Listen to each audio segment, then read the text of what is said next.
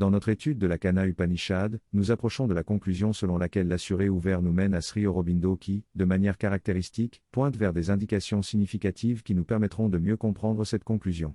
Nous avons vu au cours des dernières discussions comment l'assuré ouvert construit une vision d'ensemble du déploiement de l'évolution à travers les nombreux niveaux de conscience et le travail des dieux à chacun de ces niveaux, jusqu'à ce qu'il nous mène à cette culmination finale du voyage évolutif, à savoir la réalisation de cette félicité, cette Vanam.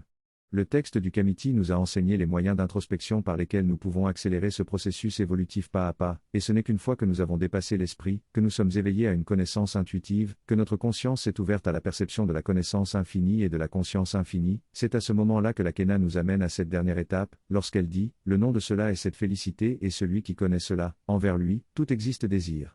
Ainsi, la Kenna ne nous amène pas encore à la réalisation finale, elle nous montre la dernière étape vers la réalisation finale. Par chaque étape qu'elle nous a conduit, elle nous a apporté une connaissance plus grande, une conscience plus étendue et une expérience plus large et plus profonde. C'est la dernière étape de son enseignement, où elle dit que le nom de cela est cette félicité. Vous vous souviendrez de notre discussion la dernière fois sur le sens plus profond du nom. Le nom représente la vérité de cela ici, sur un niveau inférieur de conscience. En appelant le nom, en y réfléchissant, en ajoutant à ce symbole notre propre conscience, le nom devient une porte d'entrée à la réalisation de ce qui est au-delà du nom, cette félicité.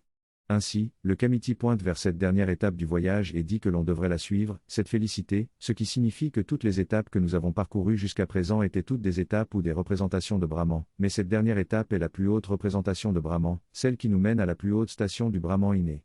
Celui qui sait cela, celui qui connaît cela comme cette félicité, envers lui tout l'univers aspire et trouve en lui le rayonnement de la plus haute conscience de l'homme, cette félicité. Dans son commentaire, Sri Aurobindo non seulement a développé cela, mais il a également fait référence à une autre discussion lorsqu'il évoque l'Ananda tout plein de félicité dont parle la Taittiriya Upanishad en tant que plus haut Brahman, d'où naissent toutes les existences, qui font vivre et grandir toutes les existences, et dans lequel toutes les existences arrivent à leur terme en passant par la mort. Et lorsque vous échappez à la mort et à la naissance, c'est alors que vous devenez maître de tout le cycle de la naissance et de la mort, et c'est vers cela que vous grandissez. Cette référence à la Taittiriya est ce sur quoi nous devons nous attarder maintenant pour apprécier pleinement cette référence, et c'est en tant que félicité transcendante que le Brahman doit être vénéré et recherché. Alors, quelle est cette félicité transcendante dont parle la Taittiriya ? En examinant la traduction de Sri Aurobindo de la Taittiriya, nous constatons qu'il n'a fait aucun commentaire à part la traduction elle-même, et la traduction utilise également un langage plus ancien, ne faisant pas référence au super-esprit et ainsi de suite, mais traduisant avec Jnanam par connaissance, Anam par nourriture, qui sont des traductions plus littérales de ces termes. En examinant la Taittiriya, nous constatons qu'elle est divisée en 3 sections, chacune étant nommée en fonction de la plante grimpante correspondante.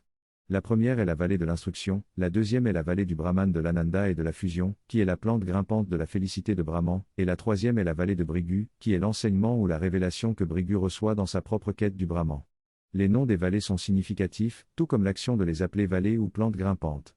Car l'Upanishad se développe comme une plante grimpante qui pousse, avec une racine, une idée essentielle profondément ancrée, à partir de laquelle jaillit un développement sous forme d'un seul flux, contrairement à un arbre qui s'élève avec une colonne solide, une fondation d'un enseignement entier peut-être, puis qui éclate en révélations multiformes. Le sens de la Taittiriya réside dans cette ligne de pensée développée dès le tout premier verset de la Shiksha Vallée, où il dit qu'il va exposer l'enseignement et il aborde de nombreux aspects de. La synthèse du texte propose une analyse des différentes étapes et symboles présents dans l'enseignement.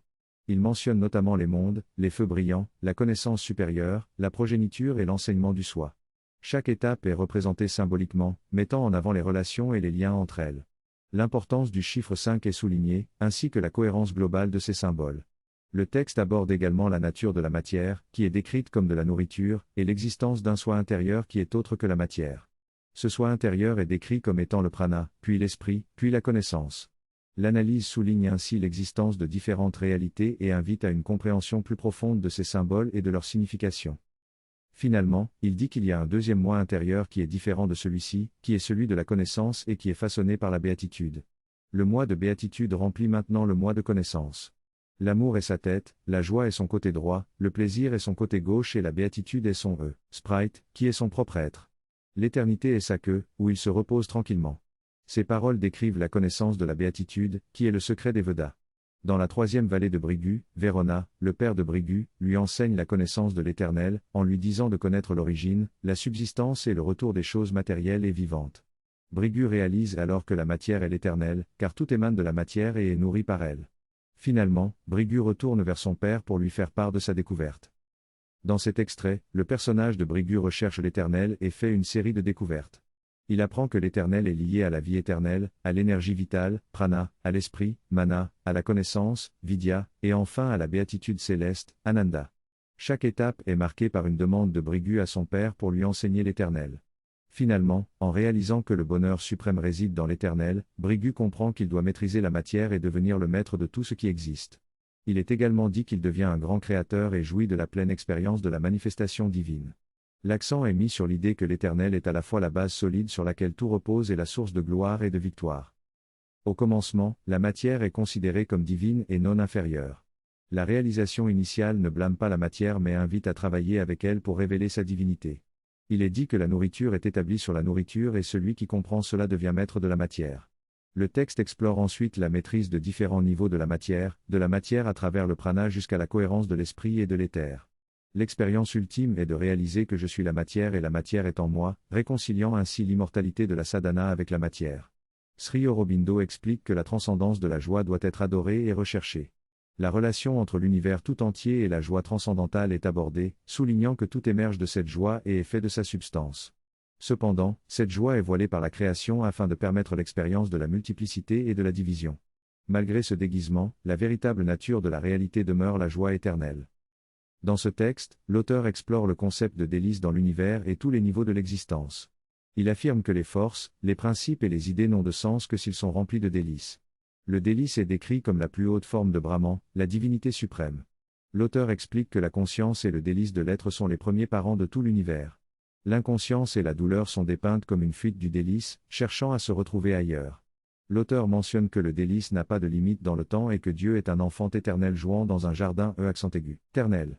Dans la section consacrée à l'homme, il explique que le but de cette pièce cosmique est le plaisir, mais que le véritable jouisseur est celui qui le ressent à l'intérieur. Il décrit ensuite comment le jeu se déroule entre l'homme et la nature, soulignant que leur rencontre doit toujours être une interpénétration du divin et de l'humain. Enfin, l'auteur conclut en affirmant que le secret pour connaître Dieu est de découvrir le délice pur, qui se reflète dans toutes les expériences de l'univers, y compris notre propre expérience humaine. En se détachant des couches de l'expérience sensorielle, on peut entreapercevoir la pure essence du délice et ainsi connaître Dieu. La joie de ma vie stimule mon esprit qui perçoit toute cette beauté et la pure délice d'exister. La délectation pure consiste à être, connaître et expérimenter, et à travers toutes ces couches, elle se déploie. Apprendre cette délectation pure, c'est apprendre de Dieu. Dans le mouvement externe, la présence divine se manifeste dans les choses, et dans le mouvement interne, elle réside en nous et nous en jouissons de l'intérieur. Le secret réside dans cette délectation. Tout commence par la multiplication de l'existence pour le pur plaisir d'être, plongeant ainsi dans une multitude de formes. Cette délectation travaille à travers ces figures sombres pour se retrouver. Le but ultime est que Dieu, l'âme de l'homme et l'univers se savourent mutuellement comme le miel savoure toutes ses gouttes et que toutes ces gouttes se savourent mutuellement et savourent l'ensemble de la ruche de miel. L'harmonie, l'amour, la joie, le pouvoir et la connaissance jouent tous un rôle dans cette évolution vers une plus grande unité. Méditer sur la divine comme délice et réaliser notre relation la plus profonde avec le divin comme délice. La béatitude est l'immortalité selon les Upanishads et connaître et posséder le Brahman comme béatitude suprême conduit à ce que tous les êtres aspirent. Notre expérience avec Sri Aurobindo et la mer a été une réalisation de cet état d'être comblé. La lecture et l'étude des enseignements de Sri Aurobindo ont transformé les individus et conduit à un épanouissement personnel. L'exemple de Kapali Shastri est évoqué, lui qui a lu les écrits de Sri Aurobindo encore et encore, chaque chapitre pendant un mois, pour en tirer un bénéfice immense. Ainsi, la lecture des enseignements de Sri Aurobindo est une source de valeur incommensurable. Dans cette discussion, Sri Aurobindo décrit le pouvoir et l'impact d'un être divin incarné dans le monde. Il explique que lorsque cet être divin s'approche, sa présence et sa proximité avec la divinité déclenchent une ouverture et une floraison des centres spirituels dans le corps de ceux qui le rencontrent. Pour la plupart d'entre nous, notre conscience est trop émoussée pour ressentir pleinement cette connexion, mais pour ceux qui sont prêts, cela peut conduire à une expérience profonde de joie et d'amour. Lorsque cet être divin est honoré et reconnu, cette décharge de joie se répand sur le monde, attirant tous les êtres vers cette source de bonheur et d'épanouissement. Sri Aurobindo souligne que cela est extrêmement rare et exceptionnel dans l'histoire humaine, et que nous vivons actuellement une période de déclin et de cynisme depuis les années 1940-1950. Il fait remarquer que le nombre de personnes importe peu, car même un seul individu réalisant cette connexion divine peut sauver le monde. Ce qui compte, c'est la proximité avec la présence divine et la promesse de manifestation qu'il perçoit. Sri Aurobindo conclut en déclarant que cette expérience de la joie divine est le sommet de l'enseignement des Upanishads, répondant ainsi à une demande de vérité ultime. Il précise que le fait que l'Upanishad déclare qu'elle a parlé de l'Éternel confirme la véracité de ce qu'il a partagé. En résumé, cette discussion explore le pouvoir d'un être divin incarné et sa capacité à répandre la joie et l'amour divin dans le monde entier. Elle souligne que cela a un impact profond, même si cela ne concerne qu'un seul individu éveillé. La discussion conclut en affirmant que cette expérience de la divinité est le point culminant des enseignements des Upanishads. En résumé, Aurobindo explique que l'Upanishad est un enseignement secret qui permet d'accéder aux vérités ultimes. Ce n'est pas un enseignement évident, mais plutôt ce qui se cache derrière les mots. Chaque verset contient plusieurs couches de sens, et à mesure que l'on progresse dans la compréhension, on atteint des niveaux plus profonds de connaissance. L'Upanishad nous invite à nous approcher de nous-mêmes et à nous immerger dans notre nature profonde. C'est une démarche progressive qui nous permet de percevoir l'enseignement de manière plus profonde. La parole, dans le texte, fait référence à la révélation de soi par le Brahman, donnant une expérience de la vérité éternelle. L'austérité, la conquête de soi et les actions sont les fondements de la connaissance. Les Vedas en sont les membres et la vérité est sa demeure. Dans sa révélation de la nature ouverte, elle nous indique ce dont nous avons besoin pour construire notre véhicule de base qui nous permettra de vivre pleinement cette expérience. L'austérité, la conquête de soi et les actions sont les fondements. Les Vedas en sont les membres et la vérité est sa demeure. Celui qui connaît cette connaissance élimine le mal de lui-même, du monde vaste et infini, et trouve ses fondations dans le ciel. C'est une célébration de cette réalisation. Le commentaire de la fenêtre ouverte est une culmination de l'enseignement de l'Isho ouverte. Il répond à la demande d'un enseignement secret révélant des vérités ultimes. Il commence par la recherche du Seigneur, maître de l'esprit, de la vie, de la parole et des sens, en qui réside l'absolu de l'esprit, de la vie, de la parole et des sens.